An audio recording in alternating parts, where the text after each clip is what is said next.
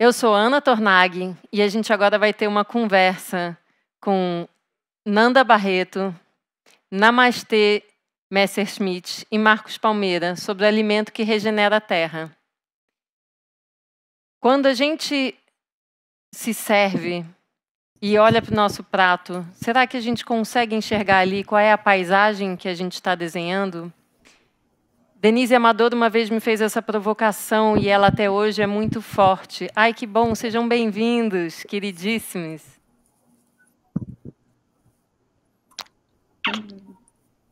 Então, coisa boa. Denise Amador uma vez fez essa provocação que eu acho muito forte.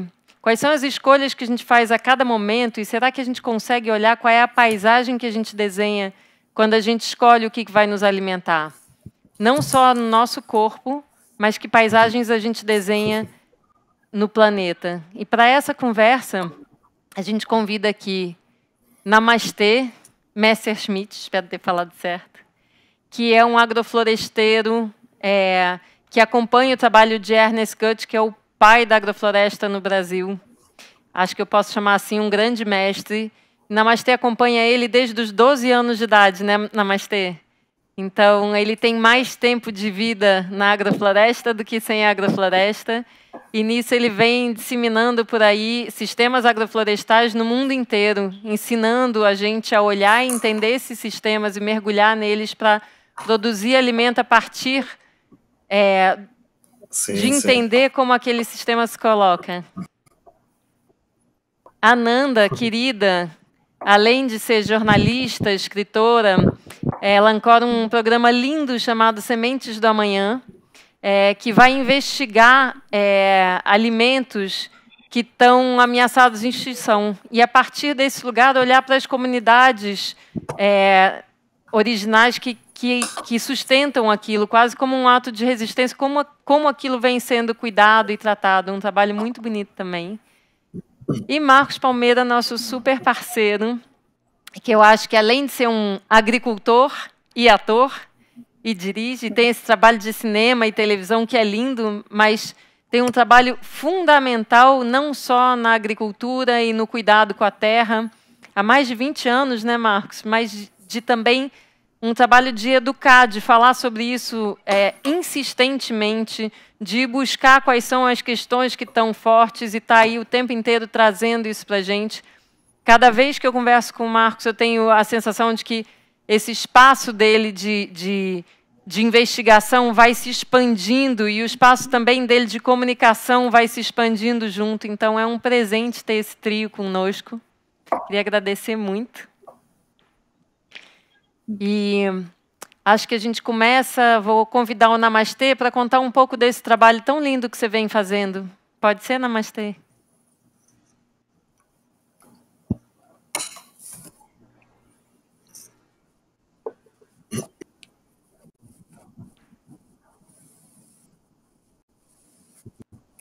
Pode sim, pode sim. Bom, primeiro, grande satisfação estar aqui nessa mesa, né, com pessoas que eu admiro tanto.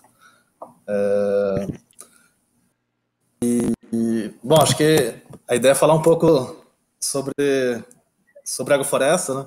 Acho que talvez seja uma das únicas coisas que eu sei falar nessa vida, por ter passado tanto tempo na minha vida se dedicando a isso, né?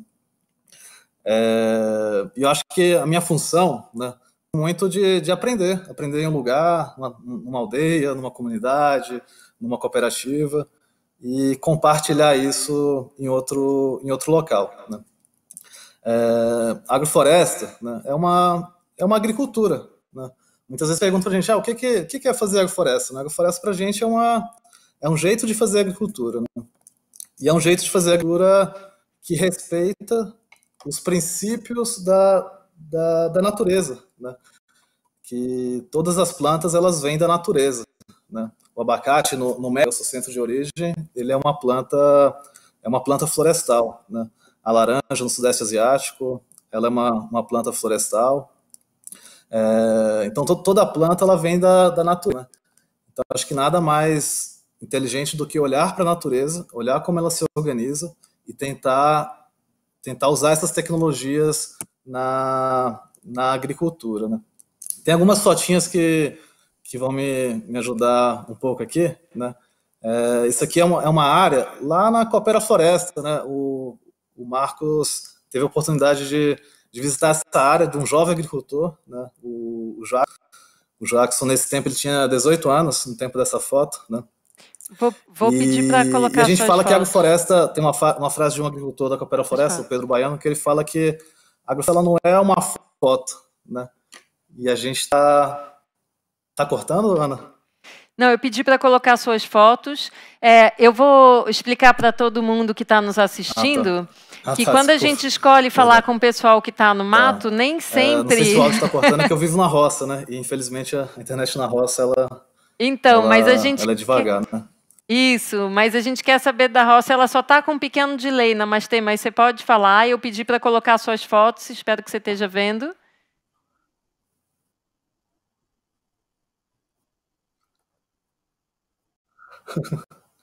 Uhum. Então, pode seguir.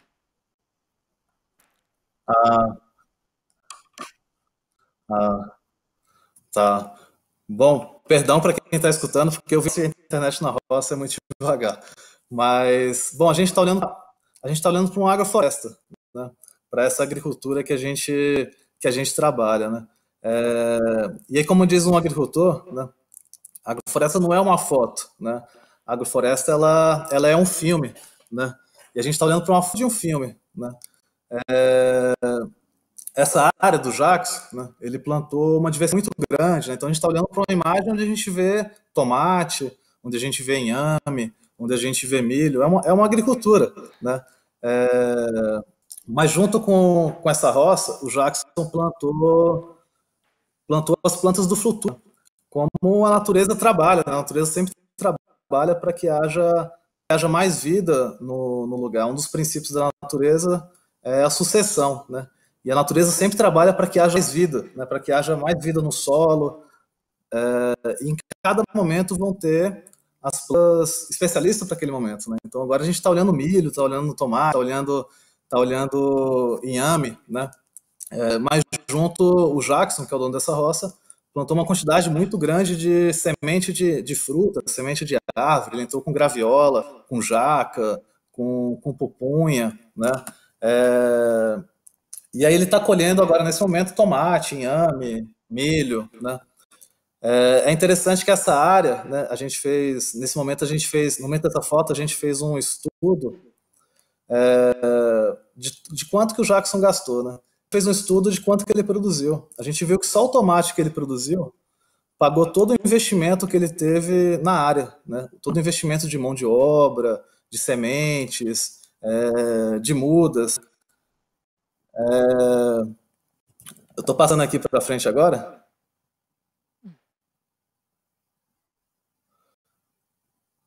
Eu estou passando assim. Essa é a mesma área. Essa é a mesma área. Opa, perdão. Aquela outra foto. Aquela mesma área. Essa é a mesma área onde tinha as frutas ali, né? Onde tinha as frutas. Essa área. Essa área é a mesma área 4 anos depois, né? Então a gente vê. Eu estou passando, mas não sei se está passando. Mas aqui. Tá É a passando. mesma área 4 anos depois, né? Então o Jackson já colheu tomate, já colheu milho, já colheu inhame, né? E agora a gente vê as frutas, tá. Agora a gente vê as árvores nativas, né? Então é um processo sucessional, né? E na agrofloresta a gente sempre a gente faz agrofloresta, a gente planta as nossas plantas, né? Que são importantes para a gente, como a gente tem aqui sara, café, laranja, né? O que a gente come dia a dia, né? Mas juntos a gente está vendo plantas, né, que têm a função de garantir a fertilidade do solo, né, como o ingá, a tucaneira, como a glicídia, que são plantas que vão melhorar o solo, que vão gerar matéria orgânica que vai servir de comida para alimentar o solo, né? Para trazer uma independência para os agricultores, né, de uma agricultura que a gente vive hoje em dia, né, que a gente vive uma realidade que a gente pensa que a fertilidade está numa loja, né? E se a gente quer colocar fósforo no solo, a gente tem que comprar um termofosfato, tem que comprar um adubo e trazer para o solo. Né? Se a gente quer dar nitrogênio para a planta, a gente tem que comprar um esterco, tem que comprar uma ureia e dar para o solo para a planta poder comer. Né? Mas a agrofloresta ela traz uma outra visão, né? Da gente gerar matéria orgânica, para isso servir de alimento para os micro-organismos, e os micro-organismos do solo vão fazer todos os trabalhos. Né? Então, por exemplo, o nutriente mais consumido no mundo hoje é o nitrogênio, o nutriente mais comprado no mundo para a agricultura é o nitrogênio. Né? Mas onde está a nossa maior fonte de nitrogênio? Está na atmosfera. 70% do ar é nitrogênio. A gente planta o milho e o milho de nitrogênio, ele está nadando no ar de nitrogênio, mas a gente dá o nitrogênio. Porque a floresta ela cria processos, né? Então a gente planta as leguminosas, plantas que em associações sérias consegue fixar nitrogênio, consegue disponibilizar fósforo, né? E isso faz trazer essa liberdade, né, dessa ilusão que a gente vive, que a fertilidade está numa. Eu queria só mostrar essa foto um pouquinho para frente aqui, da matéria orgânica, que tem uma pessoa deitada na matéria orgânica. Outro ponto muito para a gente na agrofloresta é a matéria orgânica. Né? Esse trabalho é um trabalho lá no México, né? A gente está fazendo uma restauração de um parque, né? E a gente está usando um recurso que é o eucalipto, né? São monoculturas de eucaliptos doentes, né? 80% dos eucaliptos já estavam mortos, né? Estão doentes porque é uma monocultura, não é porque é eucalipto, porque qualquer monocultura não se sustenta, né? Então o que a gente está fazendo? A gente manda esses eucaliptos mortos, triturando, fazendo ninhos, né? E nesse ninho entrando uma diversidade muito grande de árvores, né? Como é um parque, tem mais esse objetivo de restauração, mas também entrando com o milhinho, que é lá do México, com a abóbora, com as árvores nativas, com as frutas. Né? E um ponto muito importante para a gente, né, é a matéria orgânica, né? É cobrir muito bem o solo. Né? Por exemplo, lá no México, nessa região, é uma região onde chove 600 milímetros. Né? Essa outra foto na frente, onde tem essas duas amostras de solo, né? A gente pegou uma amostra de solo fora da ilha e uma amostra de solo dentro da ilha. Né? E o que aconteceu de diferente nessa... Opa, passou muito à frente. O que aconteceu de diferente fora da ilha de dentro da ilha? Porque veio uma nuvenzinha redonda e molhou só aquela ilha? Né? Não, foi a mesma chuva. Né? Só que naquela ilha a capacidade de retenção de água, né, era muito maior. Né? Transpirou muito menos. Né? Então a gente defende que, por exemplo, quando a gente vai fazer agrofloresta no semiárido, no México, a gente tem que montar um sistema muito eficiente de irrigação. Né?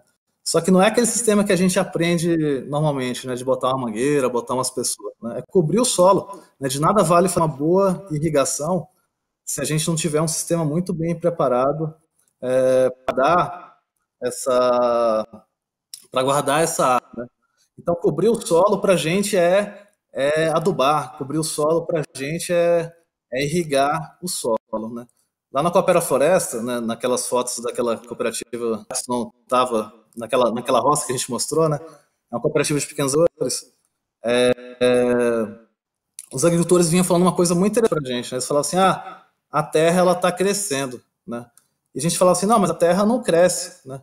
E aí alguns pesquisadores montou uma metodologia de observar esse crescimento de solo. E aí botava uma régua em diferentes metros, e em algumas áreas a gente via um crescimento de 2 a 3 centímetros de solo sendo construído por ano. Né? A agricultura, ela não faz isso. A agricultura que a gente faz hegemonicamente no mundo hoje, ela não faz isso. Ela faz perder solo e perder fertilidade. Né? A agrofloresta, ela produz muito alimento. Né? Tem estudos que mostram que em 1 hectare de agrofloresta, em Ribeirão, por exemplo, uma pesquisa mostrou que em 1 hectare de agrofloresta, o agricultor conseguiu tirar 65 toneladas de alimento em 1 hectare ano. Né? Então, a gente produz muito alimento e, como resultado dessa produção, a gente está construindo solo e construindo fertilidade. Né? A agricultura convencional não faz isso, ela perde solo e perde fertilidade. Né? Só para encerrar, porque eu não sei como é que está meu tempo, isso para a gente é muito interessante, porque isso é um resgate. Né? Isso não é uma coisa nova, né? Tem um fenômeno muito interessante na Amazônia, tô tentando as fotos para frente, tô conseguindo.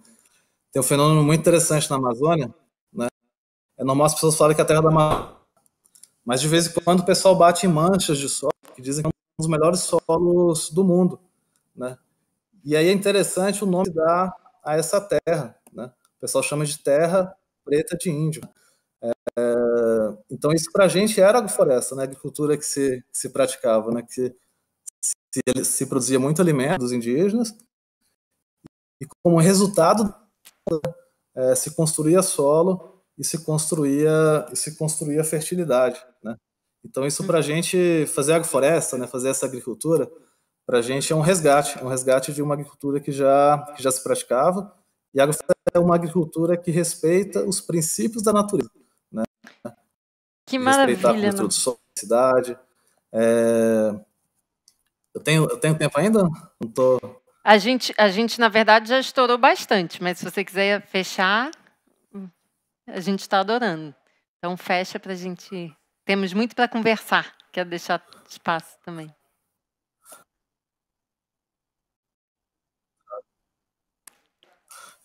Tá. Ah, essa foto que eu queria mostrar, né? Isso aqui é, isso aqui é a tal da terra preta de índio, né?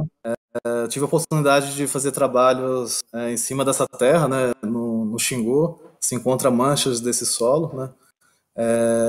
E quando a gente encontra esse fenômeno, né? Para a gente essa tecnologia dessa agricultura de terra preta de índio, para a gente era um jeito de fazer agrofloresta. Para a gente era uma agrofloresta, porque a gente faz agrofloresta e vê o sistema crescendo preto, né? Quando a gente encontra um fenômeno como esse, em áreas com mais de 2 metros de profundidade, com mais de 50 hectares contínuos, né? Para a gente isso era agrofloresta, né? Então acho que a gente precisa voltar a fazer uma agricultura que interaja com a floresta, que gere mais energia, que gere fertilidade, né? Que é o que a agricultura dos indígenas faziam e é o que a gente está buscando fazer. Maravilha. E olha, super interessante como os assuntos se conectam, né? A gente hoje cedo estava falando desse lugar da regeneração, como nesse lugar da regeneração a gente se coloca dentro do sistema, se percebe como parte dele, para a partir de então se colocar em relação a ele. E no fundo o que você traz, né? A agrofloresta ela faz exatamente isso. E ela tem esse lugar de trazer o tempo como mais um elemento, né? E aí, pensando exatamente no como que o tempo caminha a favor e como que a gente pode olhar para esses sistemas onde a gente está. E aí eu vou desafiar vocês a gente ser um pouquinho mais curto no nosso tempo, tanto a Nanda quanto o Marquinhos, para a gente ter tempo de conversar.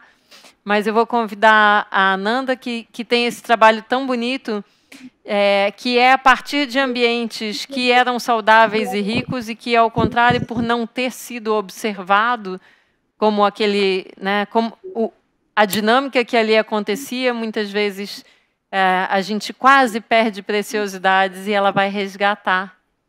Então, vou te convidar para trazer isso para a gente, Nanda, pode ser?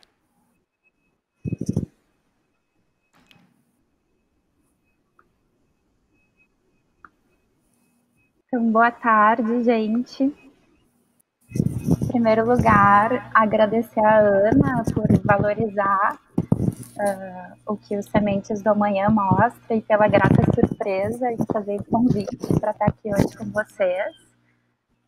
Cumprimentar o Namastê, referente aí da nação agrofloresteira, e o Marcos Palmeira por tantos bonitos fazeres e sempre se colocar a serviço das bandeiras da sociobiodiversidade. Boa tarde também para todo mundo que está aí nos assistindo. Eu dei uma olhadinha ali no chat e vi que tem vários amigos meus, o que me deixa muito tranquila. E, Ana, não sei se a gente mostra o teaser dos Sementes para falar a partir dele ou sigo o baile aqui. Tá ótimo, vou pedir para rodar então, por favor. Quantos lugares a água já secou? quantos lugares, famílias que não têm água. Quem é que vai ficar num lugar que não tem água?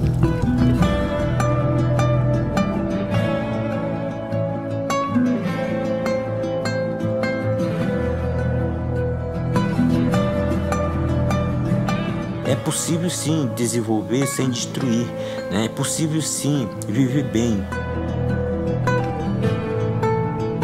Crescer não economicamente, mas intelectualmente, né? Socialmente, é isso que nós queremos, que cresça. É por isso que a gente não está pressa de correr, não.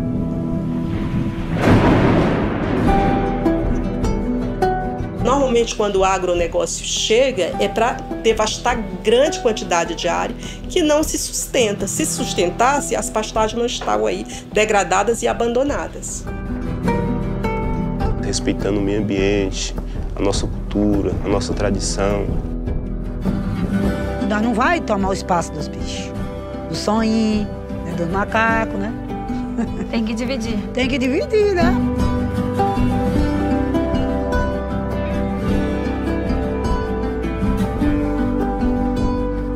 E existe uma ameaça que não vai atingir somente os povos indígenas, somente os povos da Amazônia. É uma ameaça que vai pôr em risco a sobrevivência do planeta.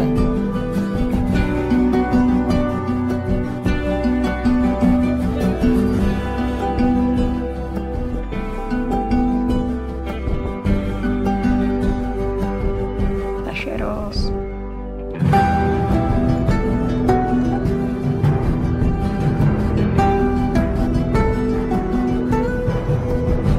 Como que o nosso trabalho, né, se gera a partir da sustentabilidade, que nós dependemos disso para viver.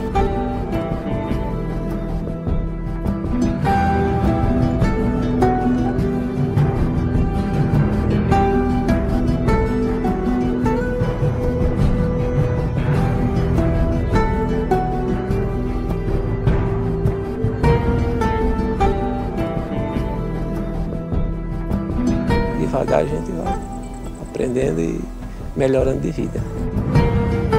Eu encerro essa viagem com a esperança renovada de que é possível sim a gente vencer a batalha contra a extinção.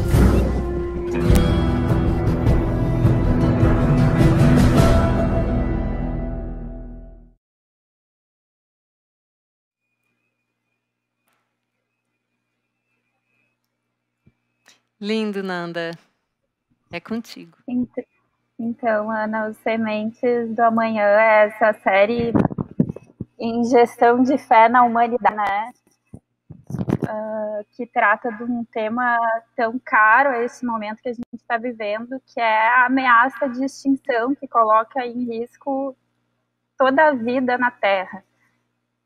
Nós, para fazer essa série, selecionamos 13 alimentos que estão sob ameaça, uma ameaça relacionada à ameaça dos biomas, portanto, do avanço do agronegócio latifundiário sobre os biomas, colocando em risco também as populações tradicionais, que foi onde a gente foi buscar a origem do alimento, aquele papo que tu trouxe no início aqui da nossa conversa, de olhar para o prato e perguntar de onde vem, né, esses grãos, essas folhas, qual é a logística complexa envolvida nesse modo de produção,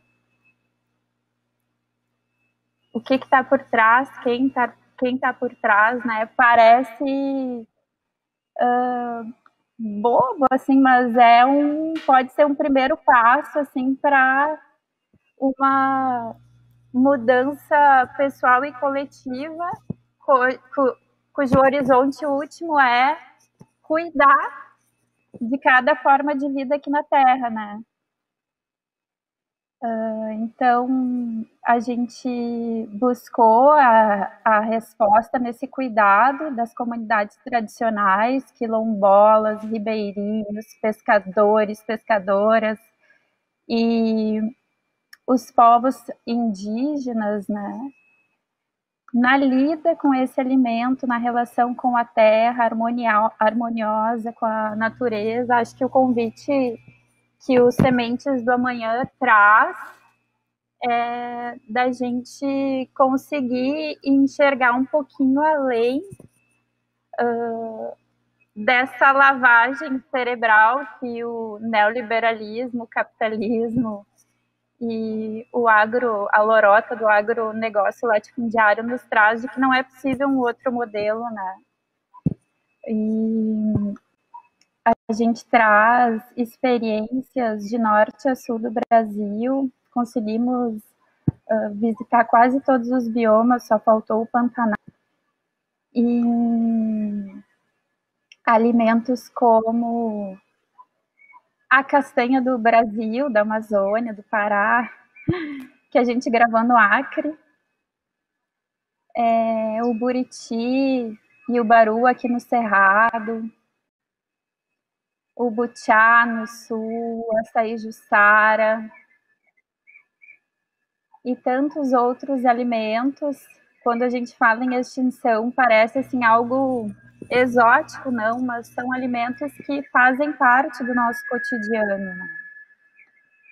E algo assim muito importante é que essas comunidades cuidadoras, elas prestam um grande serviço ambiental, né, para todos nós.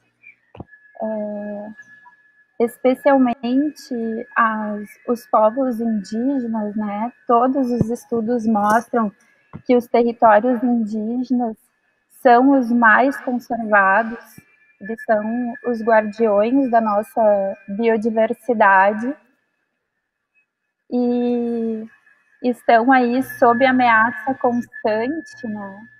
Resistindo e resistindo há 520 anos. Lindo. Então foi um pouco dessa realidade que a gente foi buscar, teve o privilégio de conhecer e a oportunidade de mostrar nessa linguagem audiovisual. Maravilhoso. Te agradeço muito esse belo trabalho. Eu que agradeço, Ana. E isso que a Nanda fala, né? Como a gente, no dia a dia, a gente está acostumado a ir ali no mercado e compra, né? Uma castanha, algo assim, e a gente não pensa tudo que está por trás. Não só para que ela chegue até nós, mas como Namastê traz, né? Como era uma laranjeira dentro da floresta de onde ela vem, como é a castanha na floresta dela, e como ela está sendo tratada e cuidada para chegar até a gente. Então, como que a gente consegue olhar para esse alimento e não só ver todo o sistema para que ele chegue até nós, mas imaginar o cultivo, a paisagem e quais são essas formas. Que a Nanda fala de como a gente, às vezes, não se imagina, né, consumindo alimentos que sejam cultivados com esse cuidado, num espaço que dê conta de todos nós, mas a gente hoje sabe, por dados da ONU, inclusive, que mais de 70% dos alimentos do mundo, e no Brasil ainda mais, são produzidos por pequenos agricultores, em pequenos espaços diversos.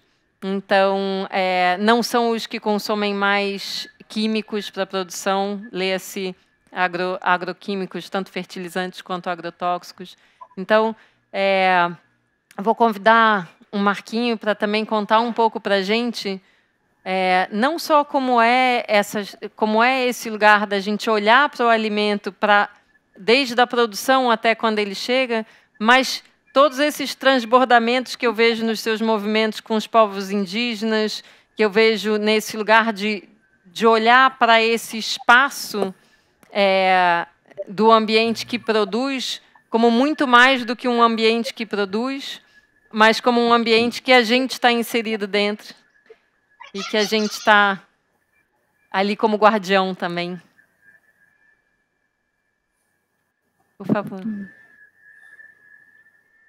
Bom, Ana, primeiro agradecer, né, por estar aqui participando. Acho que esse é um encontro de esperança, né, porque está muito difícil tudo. Então, todos nós aqui, Nanda, Namastê, que além de um grande parceiro, é um mestre aí da agrofloresta de verdade. né? Poder estar dividindo aqui nesse momento tão difícil, o Brasil pegando fogo, o mundo pegando fogo. A gente não sabe nem por onde começar, nem qual assunto tratar, são tantas questões. Mas eu acho que eu posso dar um exemplo muito simples de quando eu comecei meu trabalho com a agricultura orgânica. Por que eu me tornei um produtor orgânico, né? Porque, na verdade, quando eu descobri que as pessoas que produziam aqueles alimentos na Vale das Palmeiras, logo no início ela já produzia hortaliças, eles não comiam aquilo que eles produziam. E eu achei aquilo muito estranho. Foi quando eles falaram, mas como é que eu vou comer se eu estou colocando veneno todo dia? E aí caiu a ficha, né? Quer dizer, aquele adubozinho, joga isso aqui no solo para dar uma fortificada no solo, joga esse remedinho para evitar uma praga. Tudo isso é veneno e vai para o nosso sangue, vai para a gente. Então, os próprios produtores sabem disso, né? Tem uma desconexão muito grande. Esse discurso de que se você, a Revolução Verde, né, se você na década de 50, se você não consumir, não produzir com agrotóxicos, você não vai conseguir alimentar o mundo. Então, divulga-se a importância do agrotóxico, que não tem outra opção. A gente está sempre querendo achar uma caixinha, né, entrar dentro de uma caixinha.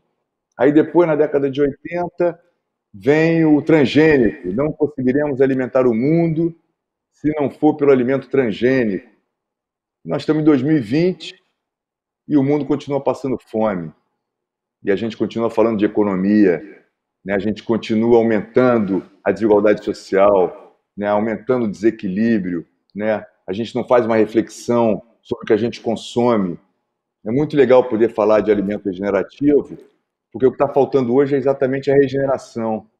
E a gente ouviu o Namastê falando, a própria Nanda também, a gente vê a importância, né, dessa regeneração, de você devolver aquilo que você está tirando, né? E aí entra a figura do consumidor. O consumidor passa a ser uma figura-chave nesse momento, de cobrar, de chegar na gôndola de um mercado, saber de onde veio esse produto, é desmatamento, né? Saber a rastreabilidade daquilo que está sendo consumido. É muito difícil hoje, quando eu fico muito triste quando eu vejo assim, uma grande empresa produz proteína animal. Uhum. O que é proteína animal? O leite é uma proteína animal, né, também. Pode ser tudo, você pode misturar tudo e virar uma proteína animal. Eu quero saber se eu estou comendo carne, de onde é esse boi, quero saber se estou comendo frango, de onde é esse frango, quero saber se estou comendo ovo, de onde é esse ovo, quero ver se estou tomando leite, de onde vem esse leite. Então isso tudo foi afastando e vai criando no pensamento do coletivo, e se não for assim, não tem outra forma de ser, né? E isso não faz muito sentido mais para mim. Eu acho que a agrofloresta realmente é o foco que a gente deve buscar, né? Dessa regeneração constante, onde você planta água, você planta floresta e você produz alimento. Quer dizer, é uma regeneração total. É muito legal quando a Nanda fala das comunidades indígenas, que eles são os nossos grandes guardiões da nossa floresta, né? Deveria ter o Bolsa Índio, eles tinham que ganhar para tomar conta para a gente. Né? Se você pensar hoje que algumas festas, comunidades indígenas, alguns índios não podem participar porque não conseguem ter acesso ao urucum, que não tem mais urucum, não tem acesso ao genipapo para poder fazer as suas pinturas, não tem acesso às aves, né? Às penas para poder fazer os enfeites. Né? Esse discurso, essa pressão que o agronegócio vai fazendo, com o discurso de que eles estão produzindo alimentos, né? E quando a gente sabe quem bota comida no prato da gente, é a agricultura familiar, não tem jeito. Eu nunca fui na casa de ninguém para comer um prato de soja, entendeu? A não ser que o cara seja um natureba e vai me dar uma soja orgânica, né? Mas nesse volume do que é produzido no Brasil, a gente confunde o alimento com a commodity, entendeu? Tem um pensamento que não casa. A gente está perdendo uma grande chance nessa pandemia de olhar para dentro, da gente se olhar, o Brasil se olhar e a gente ser o grande produtor de alimentos para nós mesmos, entendeu? Não justifica as pessoas passarem fome, né? E, infelizmente, a gente está vivendo esse momento dramático, né? Onde você tem um ministro do meio ambiente que não gosta do meio ambiente, o ministro da saúde que não entende de saúde, né? Essa mistura da política com a religião, né? A gente percebe que a própria população não consegue entender a importância da preservação ambiental, né? Você vê que a gente vive... são tantos problemas, né? Que quando o cara fala de meio ambiente, o cara vai falar, eu não vou me preocupar com o meio ambiente, mas ele não vê que ele tá ali, o problema dele vem dessa degradação. Né? Não existe mais o jogar para fora, né? Vou jogar para fora, está tudo sendo jogado para dentro. Então, acho que a gente tem que fazer uma nova reflexão, né, de pensar nessa economia verde. Né? Eu acho que a economia verde é um canal para a gente poder sair dessa situação. Então, isso aqui, para mim, é um encontro de esperança de verdade. O Livre Mundo está de parabéns, né? Mesmo pela internet, né? A gente não sendo presencial, sinto falta do abraço de todo mundo, mas estamos aqui, seguimos na luta. Enquanto eu puder estar formando essa rede, conectando as pessoas, levantando essas questões, eu estou aí, né, dando minha cara literalmente à tapa. Maravilha, Marquinhos. Realmente essas questões hoje são urgentes e primordiais, né? A gente tentar entender o que é a gente olhar e falar para o meio ambiente e entender que o meio ambiente não é separado de nós, né? A gente é meio ambiente, a gente é natureza, e se a gente não cuida do todo, por favor. É isso. Que consumidor nós queremos ser? Acho que essa é uma boa reflexão nesse momento dessa pandemia. Né? A gente conseguiu ver que a gente não precisa de tanto, né, todo mundo é um gasto de coisa, a gente tem muita coisa que a gente não precisa. Né? O que é fundamental realmente? Que consumidores nós queremos ser nesse futuro que é hoje, que não tá mais lá na frente, né? O futuro já está aí. E quando você fala, eu penso que isso é nas pequenas escolhas do dia a dia, né? O que eu escolho de lanche. Isso é também como a gente quer se colocar em relação a quem está produzindo isso e como chega para a gente, que está muito relacionado com a conversa que a gente vai ter depois dessa, né? Que a gente vai receber o Noam Chomsky e o Pepe Mujica, e o Chomsky está lançando um livro aqui no Livre Mundo falando do novo Pacto Verde Global como o único caminho para a saída da crise mundial. E acho que é isso, a gente poder olhar para isso no micro, no macro, em todos os espaços, em todos os momentos, trazendo o que o Namastê fala, né, que agrofloresteiro tem isso de olhar para o tempo, né? Eu planto algo hoje pensando como é que isso vai se desenvolver daqui a 5, 10, 15, 20, 30 anos. Então, a gente poder trazer o tempo para essa equação e entender que a cada dia o que a gente está fazendo vai reverberar hoje, mas vai reverberar daqui a 5, 10, 20, 30 anos, como as frutíferas que ele mostrou ali naquele caminho. Então, é esse lugar que o Marquinhos está falando, da gente plantar essa esperança, da gente decidir em que direção a gente quer apontar com os nossos atos. Acho muito bonito. Muito grata. Marquinhos, você quer direcionar alguma questão para Namastê ou para Nanda? Eu acho que eu queria perguntar para o Namastê se ele acha que esse trabalho, eu estou pensando aqui pelo agronegócio, né? Não estou, em vez de querer excluir, estou querendo, de alguma maneira, tentar incluir. Como é que a gente, se de alguma forma a agrofloresta é capaz de se integrar também nessa produção? É difícil, é uma pergunta, realmente vou botar o Namastê na saia justa, porque eu acho que essa resposta é quase impossível. Mas entendeu? Como é que a gente agrega esse grande agronegócio com essa agrofloresta? Entendeu? É difícil, né, cara? Eu acho que tem duas linhas, né, Marcos? Acho que tem pessoas muito empenhadas nisso, né, de desenvolver maquinário para poder possibilitar que grandes fazendas com 1.000 hectares, 2.000 hectares possam fazer floresta, né? A tal da larga escala, né? Mas acho que tem uma outra linha, acho que é questionar o que é uma larga escala, né, Marcos? Quando a gente vai, por exemplo, na Coopera Floresta, onde você teve lá, né? E aí, lá a gente tem 300 hectares de agroflorestas implantadas, 300 hectares de agroflorestas diversas implantadas, e foram implantadas em áreas muitas vezes degradadas. Isso é uma larga escala, né? 300 hectares de agrofloresta é uma larga escala, só que é uma larga escala com divisão de terra, de renda, de decisões. Então, acho que uma outra linha acho que é questionar isso, né? O que é uma larga escala, né? Quando a gente faz um tratamento como o Mar do Lago, onde tem tantos hectares de agrofloresta, também é uma larga escala, né? Então, a gente sim é a favor da larga escala. E esse maquinário que vem sendo desenvolvido, essas tecnologias que vêm sendo desenvolvidas para na larga escala, né? Tem sido muito importante para a gente também. Existe uma forma muito romântica de ver que fala que a máquina está ligada à expulsão das pessoas do campo. Mas a gente vê que não, né? Quando a gente pega essas terras cooperativas, que ajude a soltar o solo, que ajude a cortar o capim e colocar fruta, isso tem ajudado muito da gente também. Então, acho que esse processo que o Ernst vem desenvolvendo... É isso, cara. É uma coisa de mudança de conceito, né? Quer dizer, o convencional tem muito essa coisa do cara que quer ser o rei do gado, o rei do café, o rei da soja.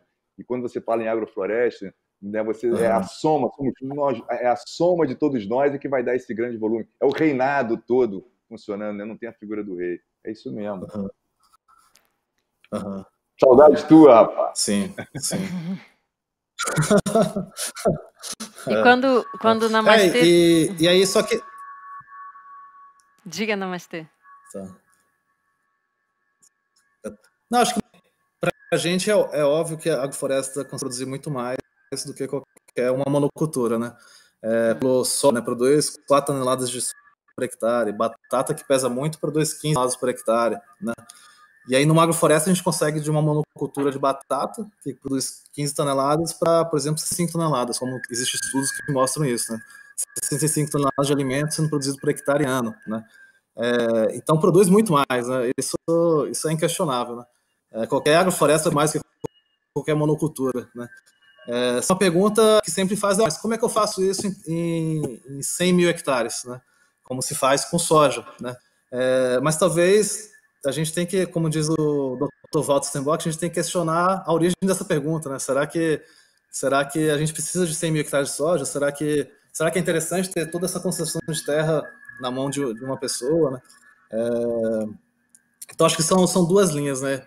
E tem sido muito complementar, né? Por exemplo, o que tem sido desenvolvido na Toca, por exemplo, né? Foi muito importante para a gente nas áreas de assentamento, nas cooperativas, todo o maquinário, toda a tecnologia. Essa ela traz muito esse diálogo também, né? Muitas vezes uma grande fazenda com um assentamento.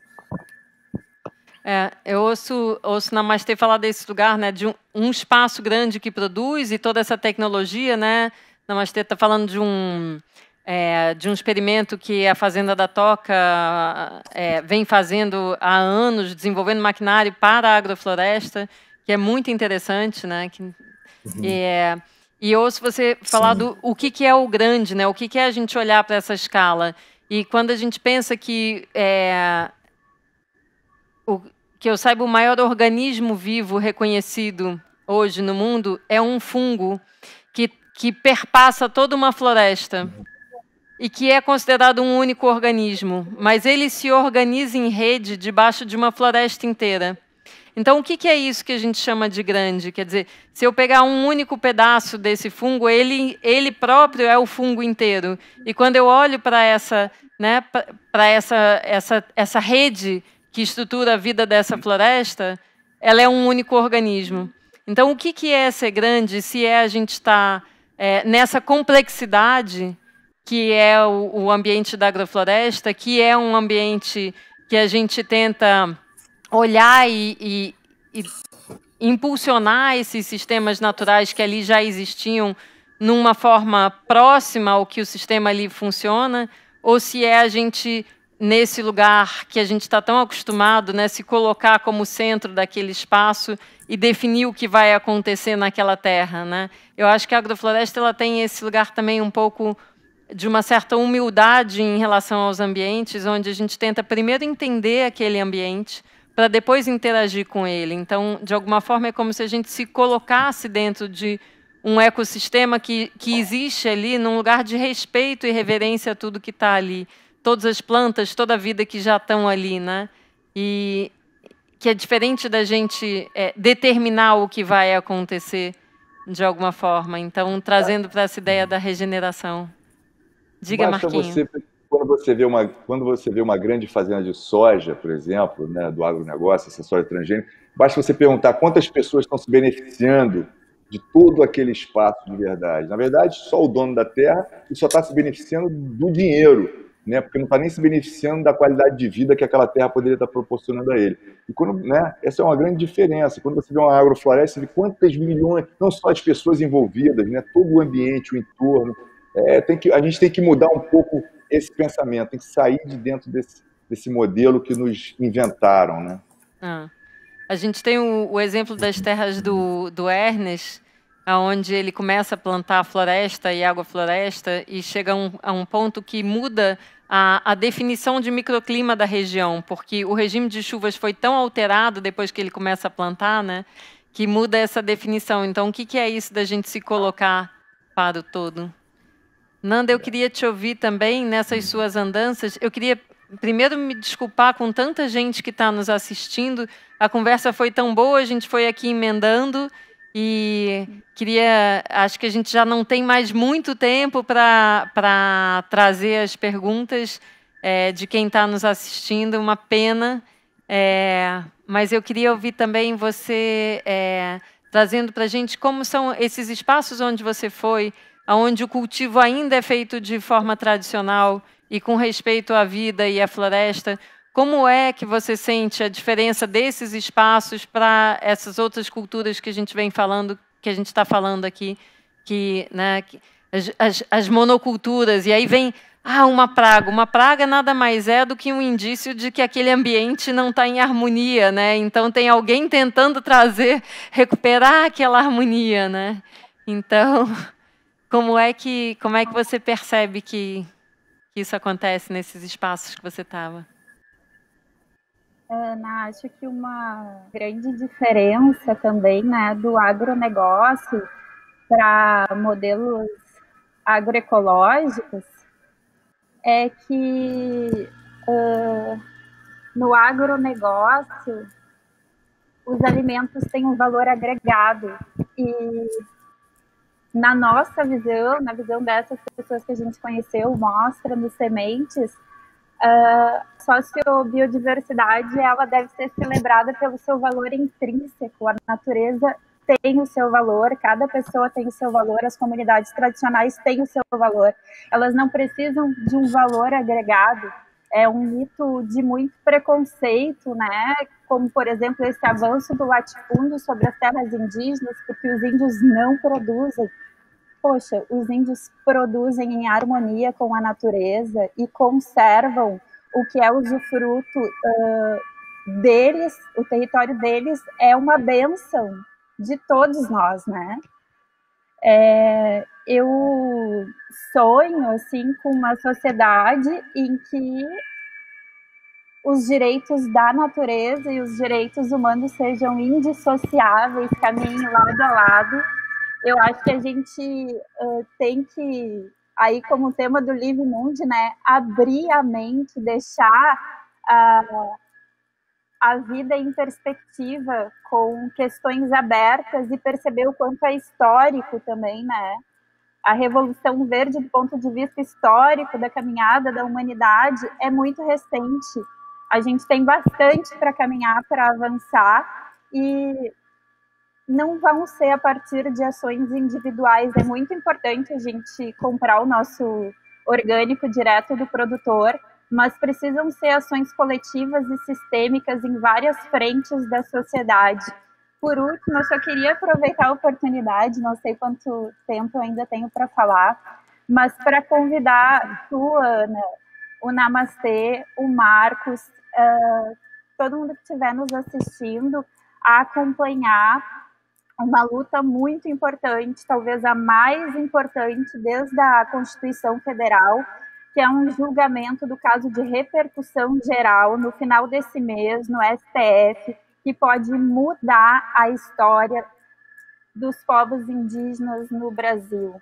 Estamos todos muito otimistas. A organização na qual eu trabalho, o Conselho Indigenista Missionário, tem mais informações, busquem na internet se informar sobre isso, porque a gente vai precisar de cada um de nós para criar um ambiente favorável na sociedade para debater esse tema, porque a questão indígena, ela diz respeito a todas e todos nós.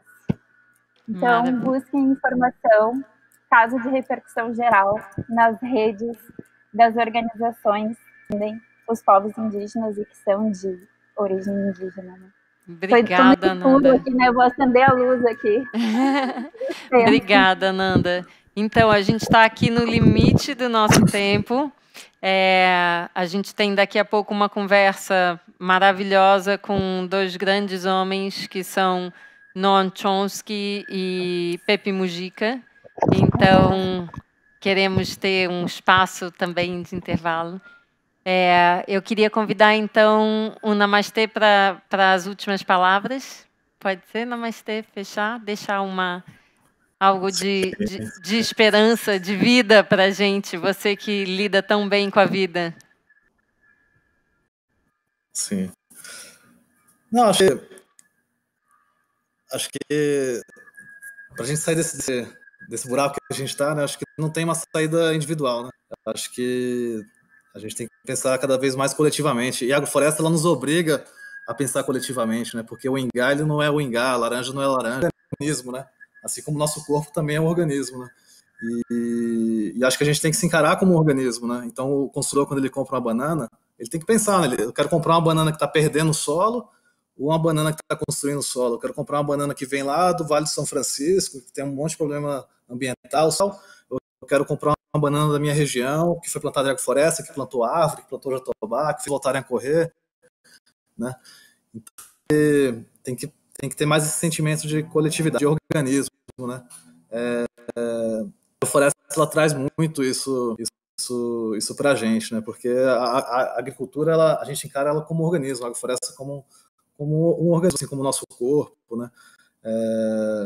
E acho que é muito importante esse pensamento coletivo, né? E o consumidor, como diz Bela Gil, né? Ele tem um papel fundamental nisso, né? Da gente pensar que mundo a gente quer patrocinar, porque a gente está comprando um produto, está patrocinando o mundo, né?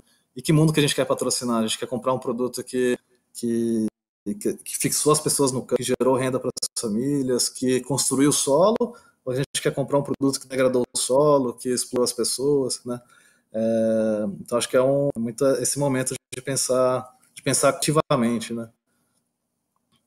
Maravilha, muito bom isso que Namastê fala, né? Que conecta com isso que a gente vinha falando, né? A gente está atento ao que está por trás de cada escolha, né? Tentar olhar não só, né, se a gente está comendo verdura, fruta, legume, mas que verdura, fruta, legume, quais são as histórias que elas trazem com elas, né? Se elas nutrem a vida, né? E toda a cadeia que está junto das pessoas, dos espaços. Vou convidar o Marquinho para suas últimas palavras. Estou morrendo de dó, mas estamos chegando no final dessa mesa. Nada, que saudade do Tomás do Balduino, hein? Falando em cima aqui, lembrei de muitas coisas. Eu acho que a gente tem que... gente, é complexo, bem complexo. Eu, ouvindo a Namastê falar, né, ouvindo a Nanda falar, eu acho que a gente tem que parar de ir com os discursos e ir para a ação, sabe? É muito discurso que não gera uma reação. As pessoas estão falando, né, em luta, e você só vê aumentar a desigualdade social, cada vez menos pessoas mais ricas e mais pessoas numa situação de pobreza e de miséria. Então, acho que está na hora de cada um arregaçar as mangas, acho que né, a gente acreditar também na sociedade civil, né, são pequenas ações que trazem grandes transformações. A gente tem que não entrar no caos, não entrar no pânico, porque o pânico imobiliza. Eu acho que acreditar que a gente tem condições de transformar, que nós juntos somos fortes realmente. Muito obrigado pelo convite, muito honrado de estar aqui nessa mesa e boa sorte. A mesa depois está incrível, hein? Então, eu estou muito feliz com a programação do Live Mundi. Hoje, primeiro dia, um dia maravilhoso, e a gente encerra agora com essa mesa de depois incrível. Depois da gente passar, a gente começou, antes dessa mesa incrível, a gente tem a Luciane Dom. A Luciane Dom é uma cantora incrível, que vai fazer uma faixa de 15 minutinhos, agora de 15 para as 7 às 7. Vale a pena vocês ficarem, quem não conhece, conhecer, quem já conhece, se deliciar. E vocês também, nessa programação tão rica, a gente abriu o dia num lugar de regenerar o corpo e a alma. Depois a gente teve uma conversa muito gostosa sobre regeneração, e aqui a gente falando dessa regeneração no dia a dia, no concreto. Então, acho que é um dia que sai nos deixando todos com deslocando um pouco o olhar para a gente olhar e pensar de que forma a gente pode agir a partir de agora e a cada momento de uma forma regenerativa. Acho que é isso que eu ouço aqui dos três. Agradeço muitíssimo a cada um dos três pelo tempo, pela disponibilidade, pela presença. Queria agradecer a todos que estão nos acompanhando. Espero que vocês tenham gostado. A gente volta agora às 6:45, então, com a Luciane Dom, e às 19h a gente vai ter esse diálogo imperdível de Pepe Mujica com Noam Chomsky, facilitado pela Aline Midley, um time maravilhoso que está com a gente. Vamos lá, nos encontramos já. Muito grata e até já, gente. Satisfação.